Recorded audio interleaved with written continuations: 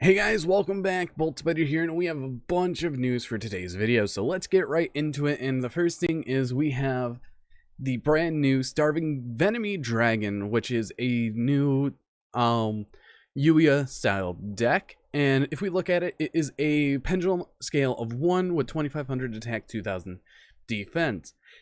Its pendulum effect is each time a card on the field is sent to the graveyard, place one Venomy counter on this card for each. All monsters on the field except Dark Dragon monsters lose 200 attack for each Venomy counter on the field. Once per turn, you can reduce the battle damage you take from a battle to 0.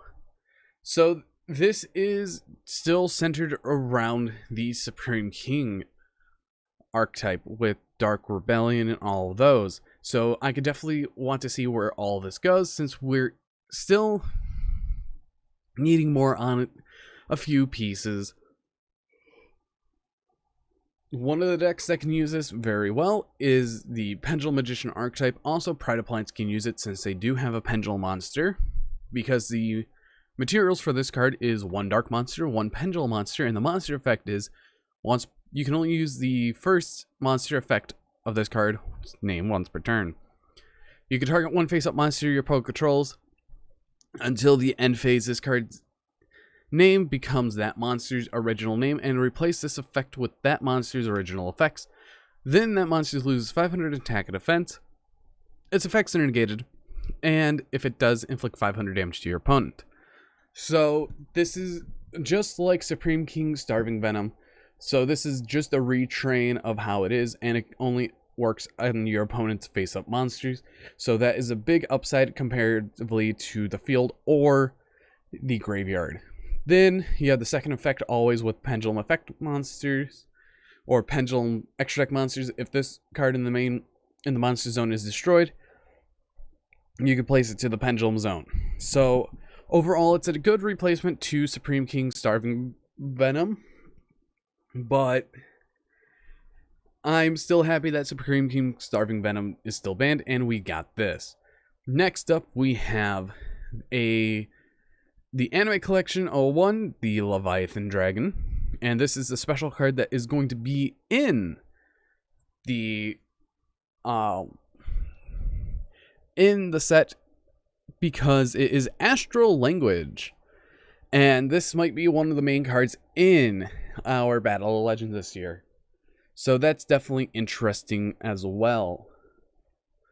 Then we have a new set release. This is the fourth main booster pack for TCG for 2021, and the other three being Blazing Vortex, Lightning Overdrive, Dawn of Majesties.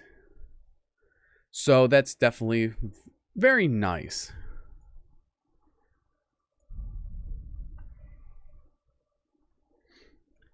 And so many things are going through my head. Battle of Chaos.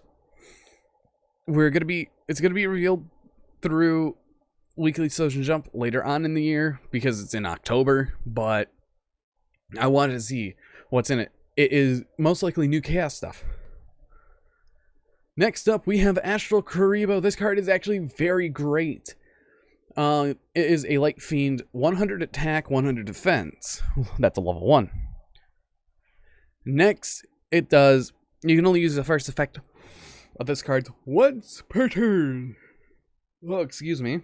You can reveal one number XYZ monster in your extra deck, special summon this card from your hand, and if you do, its level becomes equal to the revealed monster's rank, but you cannot special summon monsters from the extra deck while you control this face-up monster summon in this way except number monsters. A number monster XYZ summon using this card on the field as a material gains this effect. Cannot be destroyed by battle or your opponent's card effects. So this instantly gives Utopia another level 4 on the field. You reveal it, you reveal a level 4, you summon it, it's a new level 4. And that's very good, and every deck can run Utopia double packages now and make it super easily.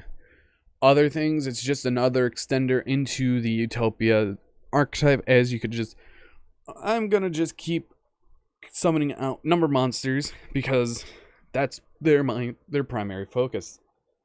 And I definitely love this card because now it makes summoning number monsters way easier, since you just have to commit a normal and a special, and I'm going to say right now, Baguska Turbo is going to be a thing. And finally, we have Ice Mirror. This card is actually very, very broken. By very broken, I mean super, super powerful of a card. It is not once per turn, and it states target one level 3 or lower water monster you control. Special summon one water monster with the same name from your deck. While you control that face-up monster, special summoned by this effect, you cannot special summon from the extra deck. This is absolutely fine because the one deck that's going to play is Paleozoic Frogs. Because you summon out Swap Frog by discarding a card, affect a Swap Frog, dump one, activate Mirror, targeting that Swap Frog, summoning out another, sending another, bouncing that Swap Frog that you summoned back, and now you're out of the restriction. And then you can normal summon the Swap Frog that you did not normal summon. And you get 4 sends, or 3 sends, off of just 2 cards. Well, 3 cards at max. But, and then you could go into Toad, your graveyard is full up of stuff that you want, and overall, it's definitely very, very potent. Other things you could do, if you have Dupe Frog or Rowan Tone, you can summon out Des Frog, which is definitely cool because it's the exact same wording as Machine Dupe, and I cannot wait to see what all these cards do in the metagame, because OCG still has Totally Awesome at 1, and they're getting this card, so it's probably going to stay at 1 for them for a long time. But anyways, I've been Bolt Spider. Hopefully you guys did enjoy this news update video. And if you want to see more content like this, please hit the like button and hit that subscribe button. But anyways, see you guys in the next video.